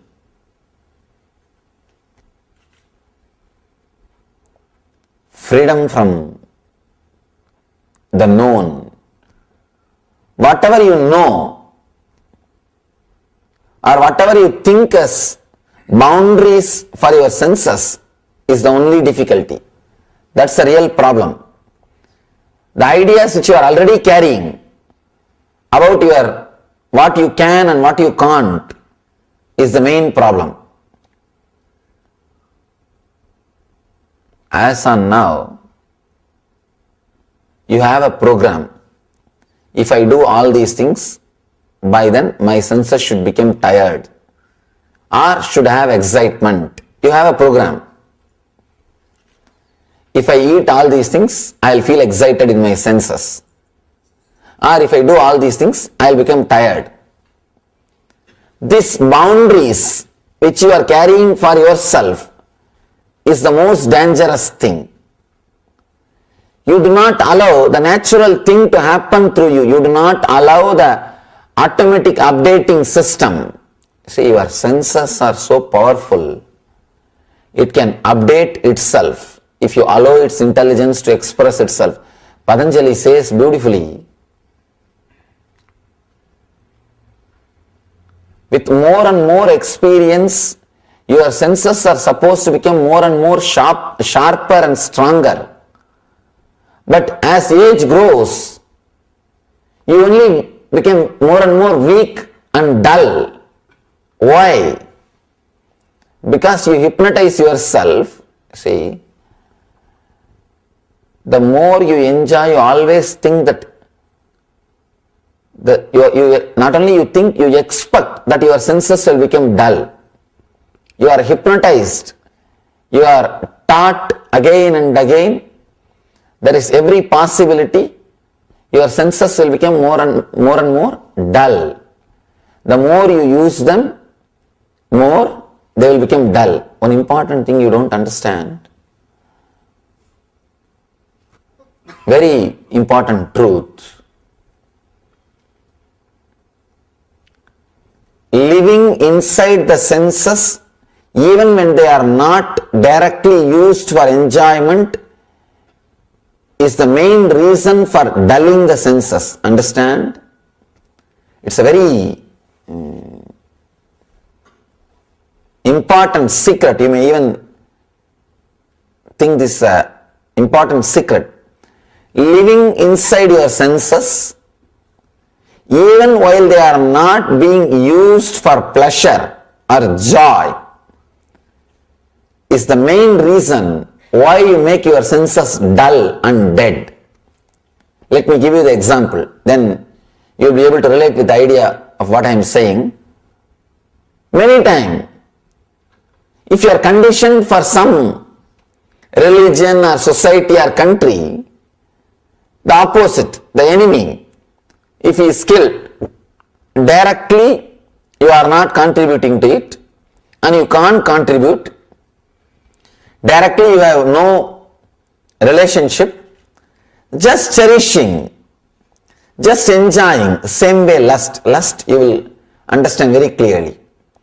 Enjoying the fantasies with persons who you can never connect with them in physical level, in personal level, and you can't even imagine about seeing them, but enjoying those fantasies. The fantasies which are not directly related to your life, which are not going to enrich your life, which are not going to add anything to your life. This is what I call living inside the senses, even while you are not deriving directly pleasure from it. Understand, it is a very important thing how we waste our life, how we waste our energy. Living inside the senses while you are really deriving excitement or pleasure, you do not lose energy because your senses are created to sense or to experience. Whenever you are seeing something which gives you pleasure, means when your eyes, it is not even eyes which is seeing, through eyes you are seeing. The chakshu, that is what we call. Chakshu is the energy which sees through eyes. Whenever the chakshu comes in contact with a beautiful scene and derives pleasure in this 2 point, it does not makes your senses dull. But your eyes are closed, you are not directly seeing those scenes, but those scenes are going inside your eyes. Means those fantasies, the fantasy about the place is there in front of your eyes. For example, whenever you see a beach or a hill or a snow mountain in TV, you always have a fantasy that you should be there. You should see those scenes and enjoy. But the big difficulty is when you go there, you don't have the joy. Actually, when you go there, when you are on the spot, you are only thinking when to get out of that place and what to do next. The real reason is why you want to go there. Deep down, every person has got a thirst just to disappear somewhere where you will not be recognized, where you don't have to hold your identity to protect you, where you don't need your identity for survival. So whenever you see a distant place where you are clear that nobody knows you, you always want to go there. But after going there, you try to establish the same old nonsensical identity to everybody. Whoever is staying there, you will tell, hey, do you know who am I? Do you know who am I? Do you know who am I? In 2 days, the whole world knows. And again, you want to escape from that place. Because now again, you have to keep your identity to protect you. Understand? You want to go there. Actually, the main reason is so that nobody will recognize you. You will be away from your identity. But after going there, you try to establish your identity and create more suffering and try to escape from that place also. Anyhow, understand this one important truth. When actually the pleasure is happening through your senses, when actually you are deriving the pleasure through the senses, it's like an object and your energy and the sense. Sense means the eye or the nose or the tongue or ear or the touch. These are called senses.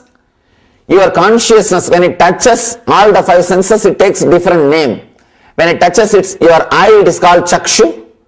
When it touches your ears, it is called grana. When it touches your tongue, it is called tvak. It takes different name. And there is an object. Actually, when these 3 are meeting, pleasure happens in you. Exact moments in which the pleasure itself is happening, your senses do not become dull or tired.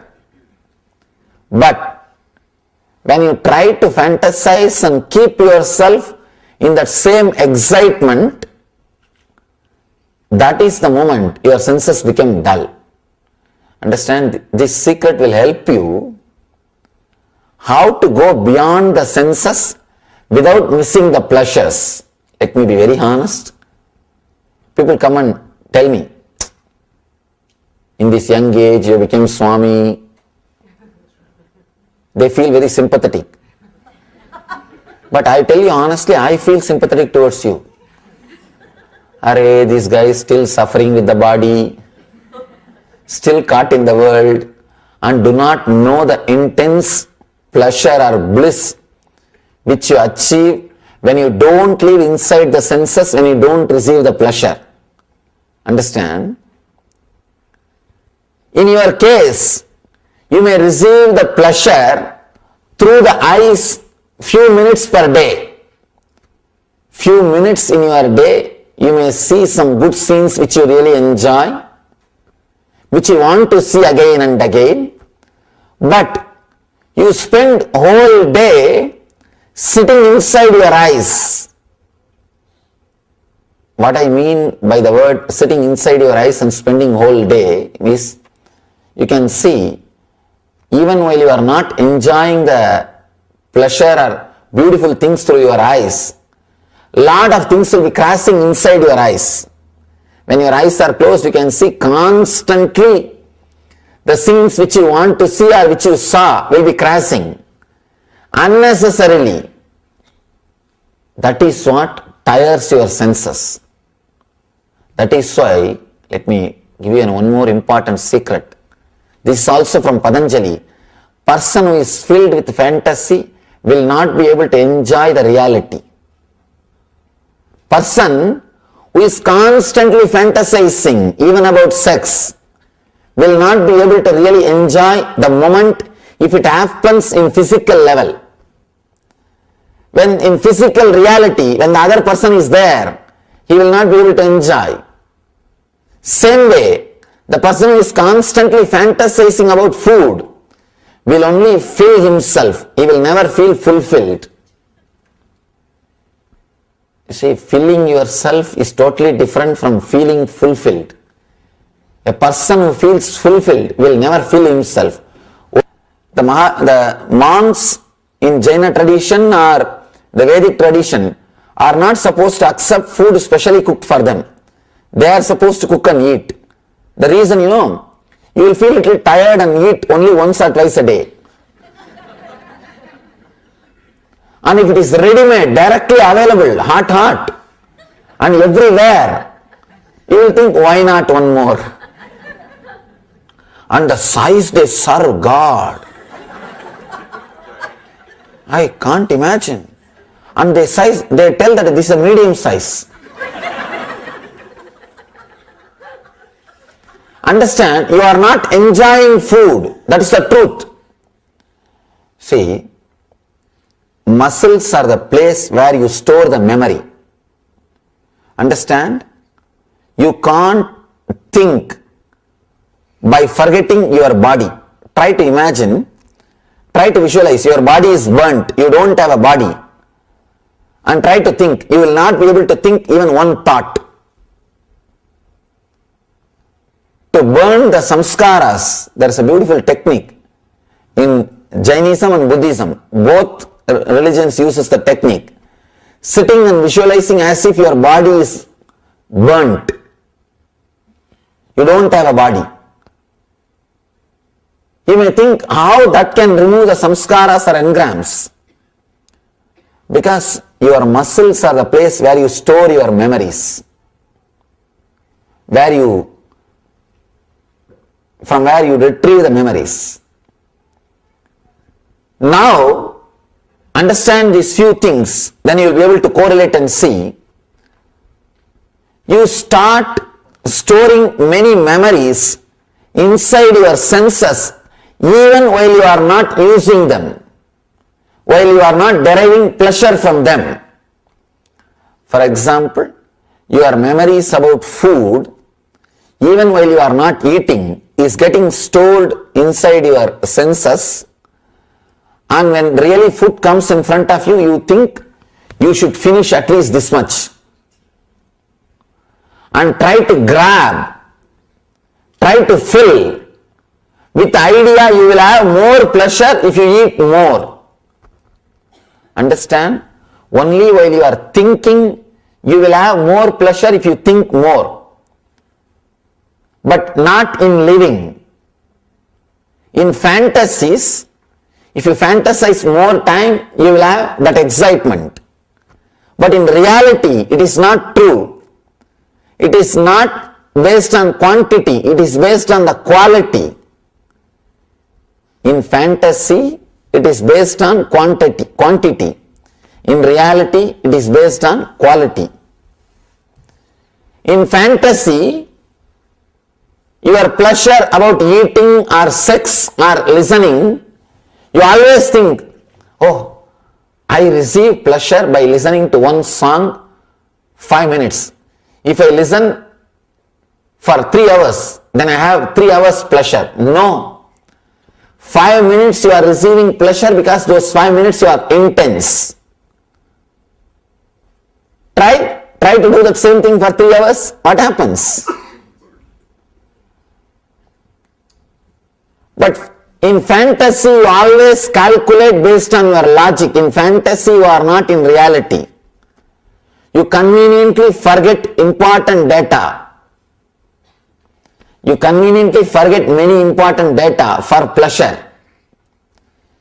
In reality, after your intensity is over, you will see that you are not experiencing pleasure anymore. But you do not want to say to yourself that you are not deriving pleasure because you created too much of hope on that sense. So you try to force your sense, no, you are going to have pleasure, enjoy more, don't leave, don't stop. Maybe now you are not having, tomorrow you will have, don't stop the routine. Once your consciousness moves away, even your sense objects are touching your senses, it is no more pleasure. But now you feel empty because you expected too much from your sense objects. You had too much of expectation from the sense objects. You were thinking they will give you totally different thing. They will show you a different world. You do not understand the limitations of senses. And you think you will derive the pleasure eternally. No. But now you do not want to accept the reality, it is not going to be eternal because you believed it. You tell your senses, no, try once more, try little more. Try little more. We will have it. We can have it. You force.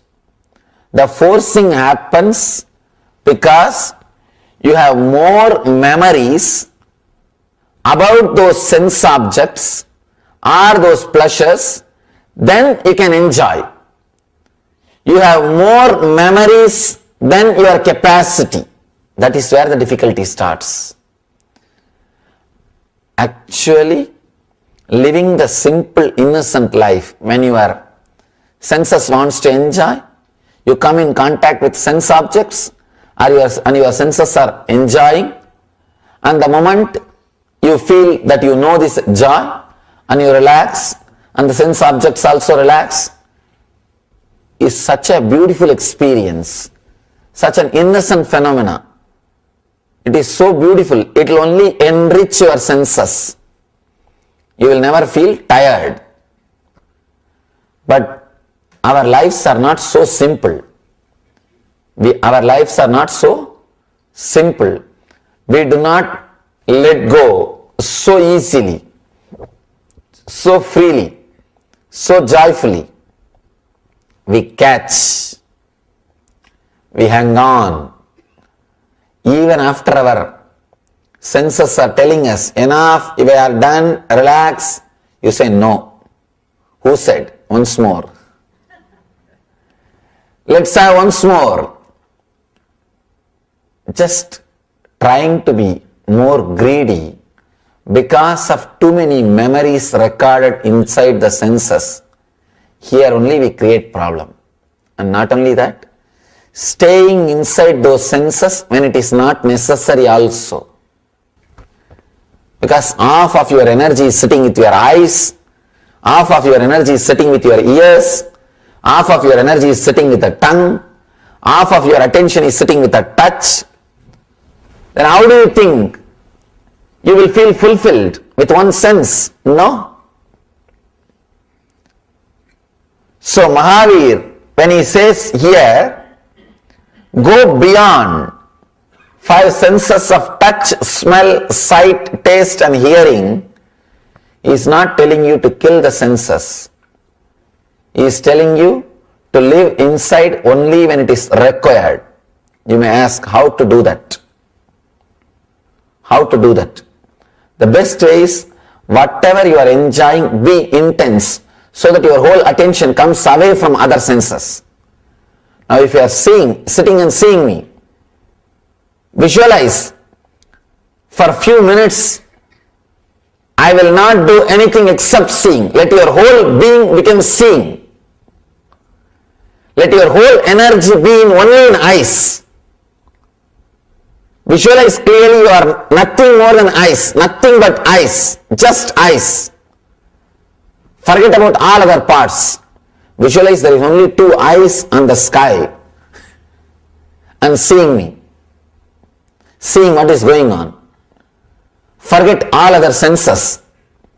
Suddenly you will see this rose will look more deeper way. This green will look greener. You will see the things more intensely.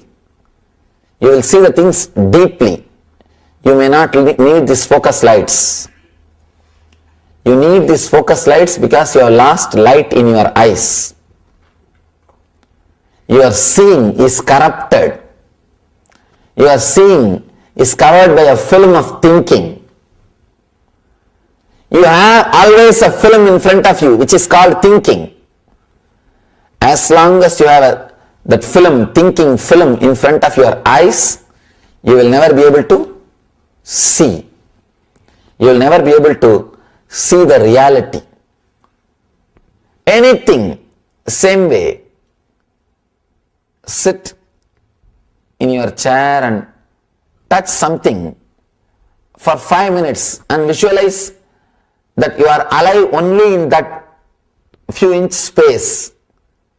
Your whole body is dead and you don't have any other parts except that few inches, except that few square inch.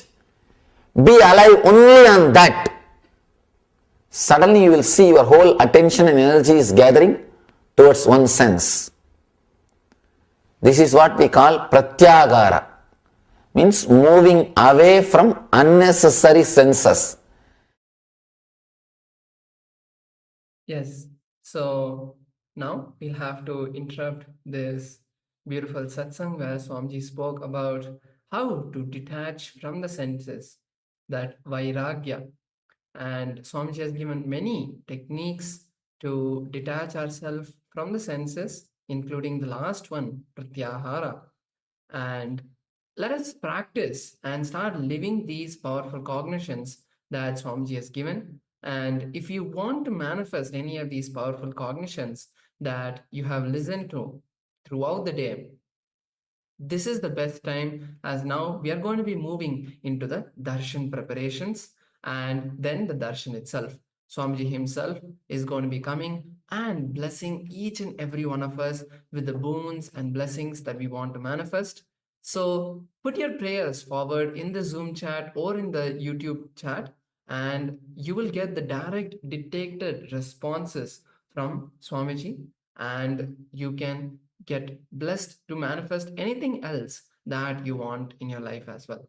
So after the darshan, once again, we will be having the final sessions, the final powerful cognitions of the day. So make sure to continue to stay after the darshan as well.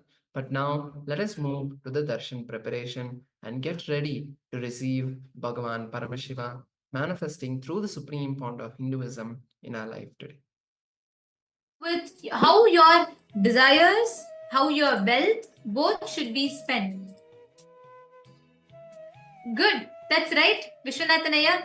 That's correct about Dharma, Artha, Kama and Moksha. But what exactly did Swamiji tell in particular? Come on, Sri Parama Yogananda Aya, Keegsenweng, Ma Sumati Shanmuganathan, Nithyanandam, Matthew Eskaraya, come on, I request all of you to post. Let's see. I request all the participants to go ahead and post. Swamiji revealed something very specific. It was about Dharma, Artha, Kama and Moksha, that's correct. But even in that, Swamiji revealed something very particular. Moksha-centric lifestyle. That's correct. Vishwanathan, that's right. You remember the exact powerful cognition. Swamiji said how all the aspects of your life, whether it is dharma, artha, kama, moksha, everything has to be moksha centric. Your artha and your kama should be moksha centric. Now I'll come to the next question, okay, from the satsang. Swamiji revealed that there are 3 types of human beings in the planet Earth. Who can tell? What are the 3 types? Swamiji revealed there are 3 types based on this dharma, artha, kama and moksha. Swamiji revealed that there are three types of people that exist in planet Earth. And Swamiji also revealed specific details about each category of human beings, how we live, how we exist. Yes, my Isak is also posted moksha centric, that's correct. Ma Ananda Parameshwari, that's correct.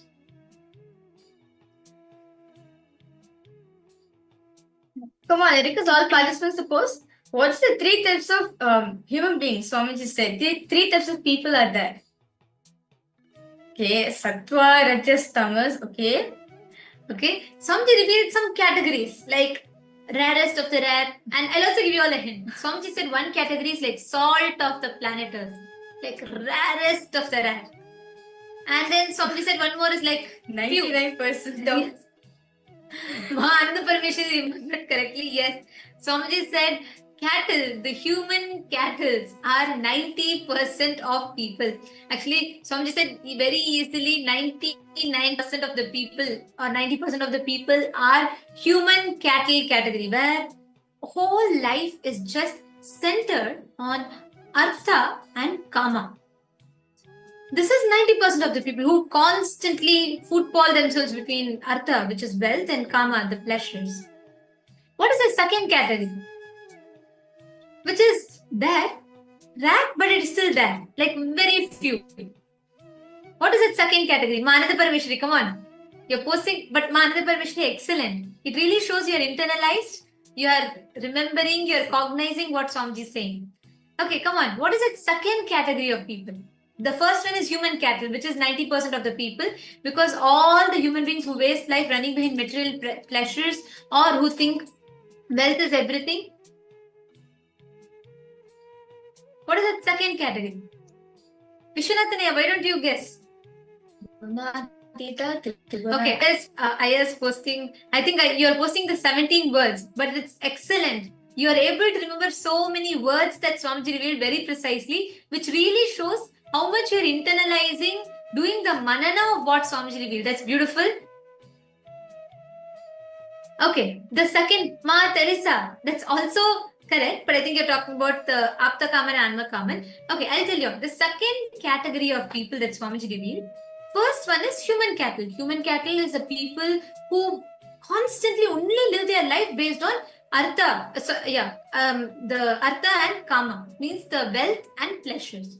The second category of people are rare, who exist but are rare, which is the people who live dharma-based artha, means dharma-centric money, dharma-centric pleasures. That is second category. The third category of people who are the salt of planet Earth, rarest of the rare, are the people who live moksha-centric artha, moksha-centric kama, means all their actions are moksha-centric, all their wealth is moksha-centric, all their pleasures are moksha-centric. Swamiji said this group is like the cream of the society. It's like it's the rarest of rare. It's like salt of the planet Earth. This set of people is the best to live. Like Swamiji told, currently the human population is like 90% living only artha and kama, just running behind the pleasures and the money. From here, you need to evolve to becoming dharma-based, artha dharma-based karma. From that, you need to evolve to becoming moksha-based artha and moksha-based karma. Such an amazing satsang. Okay, and now I'm going to be asking you all the next quiz, okay, from the satsangs. What are the 5 types of people? About will and desire, Swamiji revealed. Common. So I'll give you that word. With common, Swamiji revealed the 5 types of people, 5 types of categories in which people will be there. Who can post the 5? Come on, let's see. Some of you already started posting. So let's see. The 5 types of people. You can post the words and the definitions also. Sometimes if it's hard to remember the Sanskrit words, you can even post the meaning, what you understood. Okay, let's see who posts. Come on, every one of you post.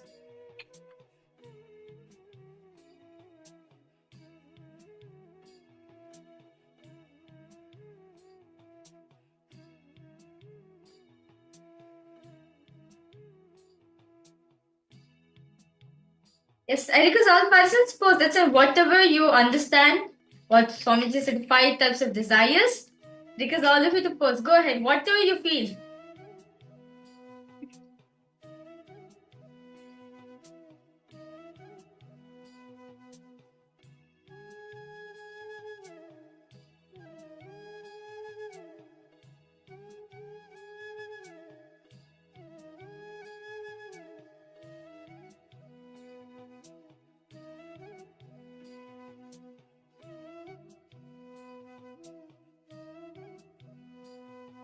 Okay. Come on, let's see who all have posted. Okay. The Carmen, Nishkaman. Excellent. Vishwanathanaya, beautiful. Okay, correct? Kaman, Nishkaman, Atmakaman, Anmakaman you have posted. That's nice. That's 4. Come on, let's see. Everyone else? Ma Lizzie Wong and Ma Maluhya Mona. Ma Istak, come on. Ma Istak, can I request you to post? Beautiful. Vishwanathan, it shows how sincerely you are listening, internalizing all the satsangs. Ma Teresa has also posted. Come on, every one of you post. What are the 5? Vishwanathan has posted 4. Just one more missing. Nithyananda Ma Sharvi. Nithyananda Ma, which place are you joining from? Okay, so I'm going to be coming back to telling you all what are those 5 things. The first one is Kaman. The second one is Akaman. Okay, great. Paramayogananda has posted. That's nice. Correct. And Vishwanathanaya also has posted correctly. So the first one is Kaman. Second one is Akaman. The third one is Nishkaman. Fourth one is Aptakaman. Fifth one is Anmakaman. These are the 5. Kaman, Akaman, Nishkaman, Aptakaman and Anmakaman. Now comes the next question. Who can define what is Aptakaman? What is Aptakaman? Come on. Nithyanandam, Ramesh Kannalaya, Nithyanandam, could you come on camera please? Ramesh Kannalaya. Why don't you also post? See, when you internalize, all of you understand. I request every one of you to participate in this. I'm seeing some of you may feel like, oh, I do not know the exact Sanskrit words. It is okay. But start posting what you understood, because when you post, you internalize it so deeply within you. It will become a part of your system. See, Swamiji told, right? Manana, your ability to answer. So only when we all constantly post. Today we are going to be having an amazing live satsang. We are going to be having special darshan and satsang. So I request all of you to join. Do not miss. And I'm going to request every one of you to actively post. Okay. Now come on. I request every one of you to post. Okay. What is Aptakaman? Vishwanathan, you have posted the one that desires to be like the Guru. Okay. I'm going to be telling the answer in the end because I'm giving you all some time to post. Okay, Ish, you have posted desire in enlightened beings, Aptas. Okay. Come on. Let's see, Ramesh Khanale, why don't you also post? Apta Kaman. What is the meaning of Apta Kaman? And Ma Mohana. Nithyanandam. Ma Mohana. Nithyanandam. Could you post where you're joining us from, Ma?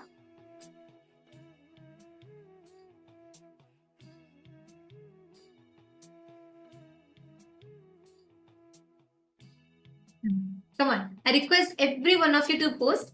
Ma Ananda Parameshwari. Ma Yogananda Rupini. Ma Irene.